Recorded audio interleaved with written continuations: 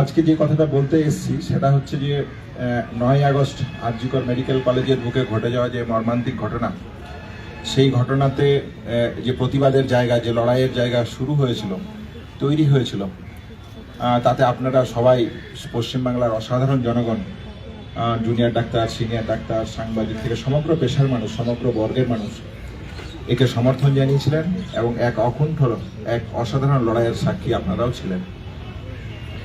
এবং এই লড়াইয়ের জায়গা থেকেই তৎকালীন আরজিকর মেডিকেল কলেজের অধ্যক্ষ সন্দীপ ঘোষ এবং আরজিকর মেডিকেল কলেজের ছাত্রনেতা আশিস পান্ডে তারা আজকে জেলবন্দি, কারাবন্দি, আর্থিক দুর্নীতির দায়ী।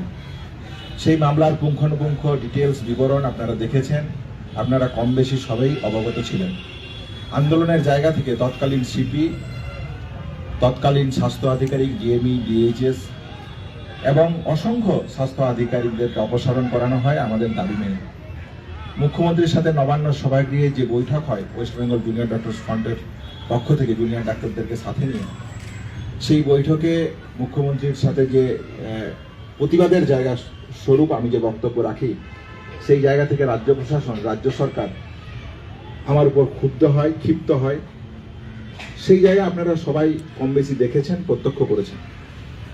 পরবর্তীকালে যখন আমার পোস্ট গ্রাজুয়েশনশিপ শেষ হয় এবং আমি এসআরশিপ এর পোস্টিং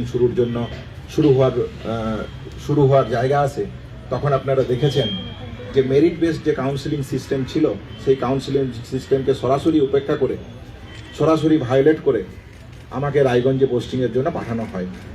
তাহলে আমি বলেছিলাম যে এইটা একটা অন্যায় হচ্ছে, এই অন্যায়কে কখনোই মেনে নেওয়া যায় না। সেই জায়গা থেকে আইনি সহায়তার জায়গায় আইনি পরামর্শ নিয়ে আমি হাইকোর্টে অ্যাপিল করি এবং আমরা পরিষ্কারভাবে যে কথাটা তখনও বলেছিলাম, আজকেও বলতে চাই যে রাজনৈতিক প্রতিহিংসার জায়গা থেকে রাজ্য সরকার এই পদক্ষেপ নিয়েছে। রাজনৈতিক প্রতিহিংসা পরায়ণতার জায়গা থেকে তারা তাদের এই পদক্ষেপ বলে আমরা সেদিনই অভিহিত করেছিলাম, আমি নিজেও বলেছিলাম। এবং অভয়ার ন্যায় বিচার, রাজ্য সরকারের আর্থিক দুর্নীতি, থ্রেড কালচার, এই সমস্ত জায়গা থেকে যে পশ্চিমবাংলার বুকে যে গণ আন্দোলনের পূর্বাভাস পাওয়া যাচ্ছে, সেই পূর্বাভাসগুলোকে একটা জায়গায় দমিত করার যে প্রচেষ্টা, সেই প্রচেষ্টা থেকে এই রাজনৈতিক প্রতিহিংসার কারণ, তাও আমরা আপনাদের কাছে রেখেছিলাম। তাহলে যদি দেখতে হয় এই যাত্রাপথটা কেমন ছিল, তাহলে যে জায়গাটা প্রথমে সামনে আসে যে রাজনৈতিক প্রতিহিংসার যে নিদারুণ পদক্ষেপ, সেই পদক্ষেপকে যদি আমরা দেখি, তাহলে তো একটা পোস্টিংয়ের মিনিমাম মামলা ছিল। তাহলে এখানে কি করা উচিত ছিল যে কেন আরজি করে পোস্টিং হবে অনিকেতের, না রায়গঞ্জে হবে, এই নিয়ে আলোচনা হতে পারত। কিন্তু অ্যাডভোকেট জেনারেল, তৃণমূল সাংসদ কল্যাণ ব্যানার্জি অ্যাডভোকেট, তারা আর্গুমেন্ট করলেন কি না, কলকাতা এর জুরিসডিকশন, যে না এর অধিকারী হাইকোর্টের এখতিয়ারই নেই, এই মামলার বিচার করার এখতিয়ারই হাইকোর্টের নেই, এই মামলার বিচার করবে স্টেট অ্যাডমিনিস্ট্রেশন ট্রাইব্যুনাল স্যাটে। কারণ এসআর যারা, তারা সরকারি কর্মচারী। 3 মাস এই মামলার হেয়ারিং চললো, সেই জায়গাতেও রাজ্য সরকার হেরে গেল। তারপর তারা এই ঘটনাকেই কেন্দ্র করে আবার ডিভিশন বেঞ্চে যায়, সেখানেও তারা হেরে যায়।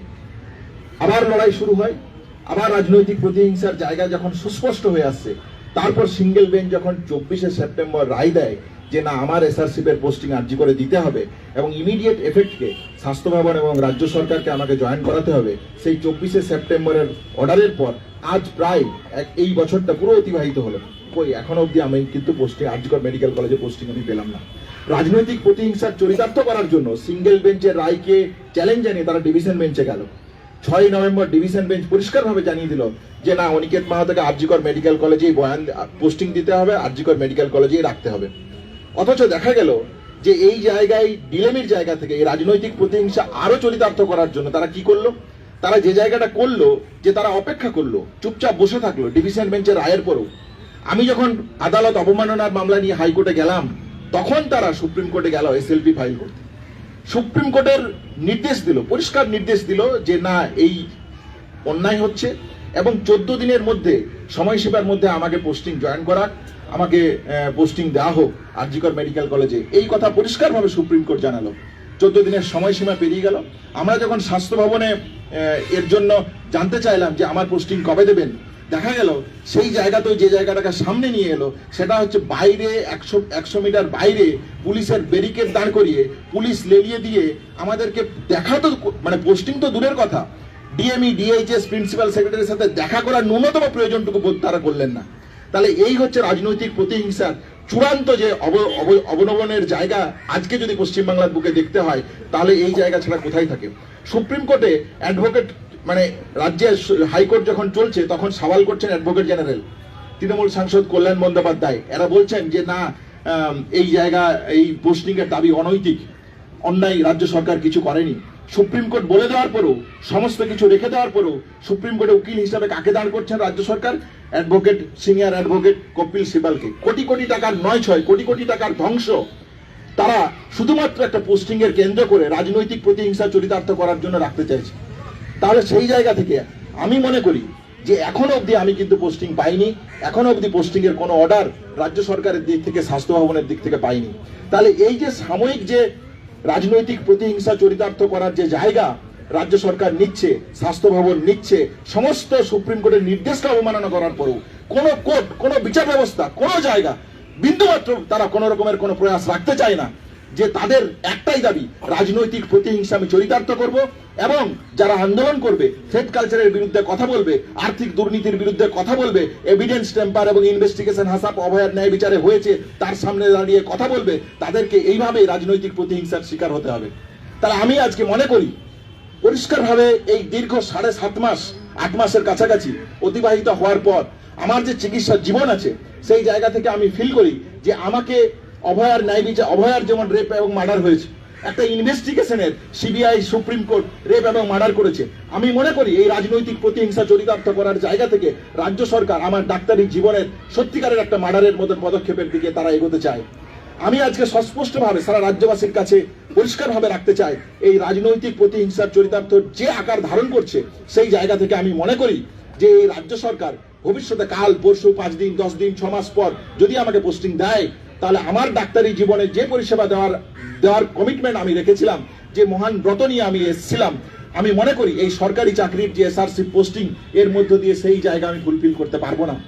তাই আমি সিদ্ধান্ত নিয়েছি, ঠান্ডা মাথায় আমি মনে করি যে এই সরকারের অধীনে এসআরসিপ এর পোস্টিং আমি করতে চাই না।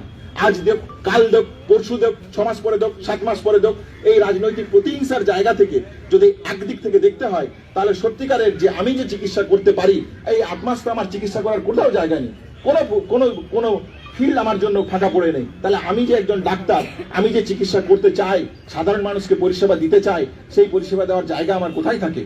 তাহলে এই ধরনের একটা রাজ্য সরকার, সেই রাজ্য সরকারের অধীনে আমি মনে করি না আমি এসআরসিপ করতে পারবো। এসআরসিপ এর মাধ্যমে আমি সাধারণ মানুষকে পরিষেবা দিতে পারবো। তাহলে সাধারণ গভর্নমেন্ট যা ডিসিশন নেবে, সুপ্রিম কোর্টের রায় পর আমি মনে করি যে এই এসআরসিপ এর পোস্টিং এর মাধ্যমে আমি আমার সরকারি চাকরি জীবনের মেডিকেল যে পরিষেবা দেওয়ার কথা, সেই পরিষেবা দিতে পারবো বলে আমি মনে করি না। তাহলে সেই জায়গা থেকে আমি সিদ্ধান্ত নিয়েছি যে সরকার যাই করুক না কেন, এই এসআরসিপ পোস্টিং এর মধ্য থেকে আমি বেরিয়ে আসব। শেষ যে কথা বলার, স্বাভাবিকভাবে আপনারা জানেন যে এই এসআরসিপ এর পোস্টিং এর যে জায়গা, সেই এসআরসিপ এর পোস্টিং এর জন্য একটা যদি ছেড়ে আসতে হয়, তাহলে একটা মোটা অ্যামাউন্টের টাকা আমাকে সরকারকে দিতে হয়। অভয় আন্দোলনের শিক্ষা থেকে সাধারণ মানুষ, যে অগণিত মানুষ, আপনারা যারা এই সংবাদ মাধ্যমে এখানে এসেছেন, আপনারাও আমাদেরকে সহায়তা করেছেন, আমাকেও সহায়তা করেছেন, নানানভাবে, নানান সময়, নানান বিদ্যা বুদ্ধি, বিভিন্ন রকম ভাবে সহায়তা করেছেন। আমি মনে করি এই অগণিত মানুষ যাদের কাছে এই যে থ্রেট কালচার, এই যে স্বাস্থ্য ব্যবস্থার দুর্নীতি, যে অভয়ার যে ন্যায় বিচারের অপূরণীয় দাবি, সেই দাবি নিয়ে আন্দোলন দরকার। সেই দাবি নিয়ে পশ্চিমবাংলার মানুষের কাছে, মেডিকেল কলেজগুলোর কাছে, প্রত্যেকটা জায়গাতে একটা সুষ্ঠু গণতান্ত্রিক পরিবেশ রক্ষা করার আজকে আশু কর্তব্য বলে আমি মনে করছি। তাহলে সেই জায়গা থেকে মনে করে আমি এই এসআরসি পোস্টিং থেকে যেমন সরে আসছি, এসআরসি পোস্টিং এর জন্য যে বিপুল অর্থের প্রয়োজন, 30 লাখ টাকার কাছাকাছি প্রয়োজন, আন্দোলনের যে শিক্ষা, নৈতিকতার যে শিক্ষা, স্বাধীনতা আন্দোলনের সংগ্রামী মানুষের যে শিক্ষা, সেই শিক্ষা থেকে আমি এই আন্দোলন পরিচালনা করে বা এগিয়ে নিয়ে যাওয়ার চেষ্টা করব। যে আর্থিক সাহায্যের জায়গা আছে, আপনারা যারা শুভবুদ্ধি সম্পন্ন মানুষ, সিনিয়র ডাক্তার, আমার কলিগ যারা, আপনারা যারা এখানে দাঁড়িয়ে আছেন, আপনাদের মতন করে যা পারবেন আর্থিক সাহায্য আমাকে করবেন। এবং অভয়ার যে অপূরণীয় দাবি, যে অপূরণীয় লড়াই, সেই লড়াই, অভয়ার ন্যায় বিচার ছিনিয়ে আনার জন্য যে লড়াই, সেই লড়াইয়ে আমাকে সম্পূর্ণভাবে সাহায্য করবেন বলে আমি মনে করি।